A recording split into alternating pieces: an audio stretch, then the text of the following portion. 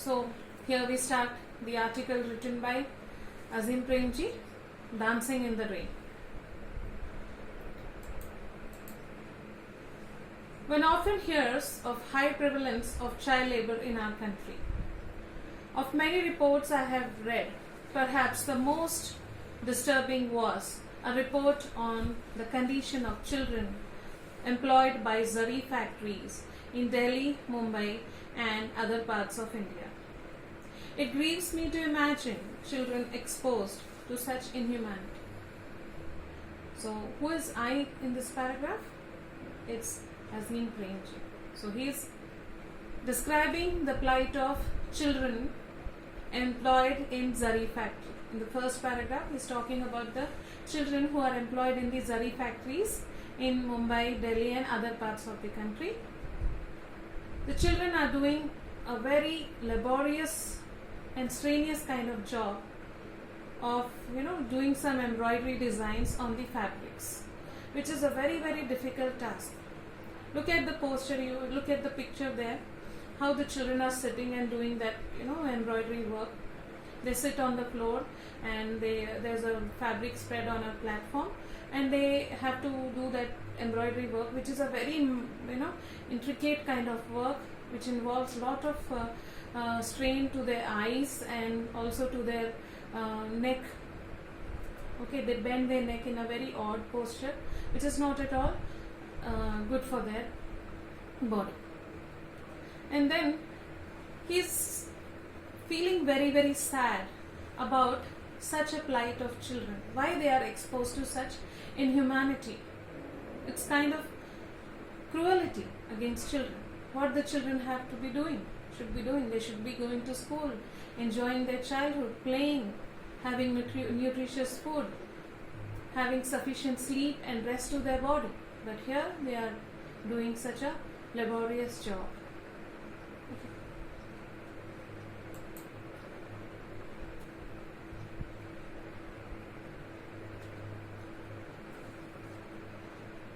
Robbing children of their childhood is a criminal act, and our society must weed this malaise out from the root. But where does the root lie? Before you attempt an answer, let me give you an anecdote from the other end of the social spectrum. So here in the first paragraph here we had seen the children working in the zari factory. It's a child labor. In this child labor, the children are not enjoying a normal life. They are not leading a normal life. Their happiness, their childhood is actually taken away from them. They are deprived of a normal childhood. So this act of robbing children of their childhood is an offensive act. It's a criminal act. It's a punishable offense. And this kind of criminal act should be weed out. Our society must weed out such a malaise from the society, from its root.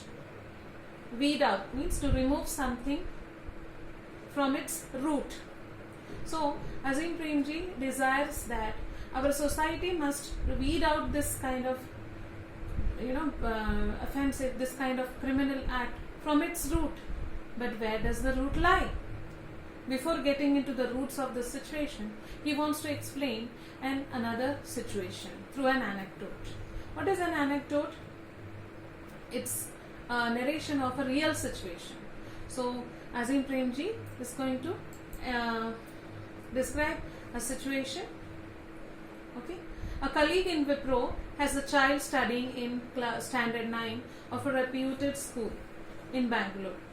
The child wakes up at 5 a.m. and studies for an hour at 4 p.m. and rushes for a IIT entrance exam coaching class. At 6 p.m. she has tuitions for 2 hours. After dinner, she spends an hour or more on homework. So, in the previous slide, we had seen the routine of a child who is involved in a child labor. But in this, of course, there the child is deprived of education and the normal childhood. Here, the child is getting educated, leading a normal life. But what kind of life? Is it much different from that childhood, child labor? I don't think. Even Azim Premji wonders. So he compares the child of that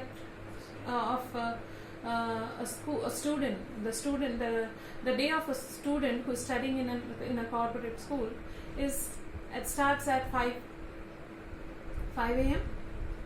studying for an hour, then attending the school, then going to the tuitions, which is again a mini school, and then getting back home, again studying for some more time.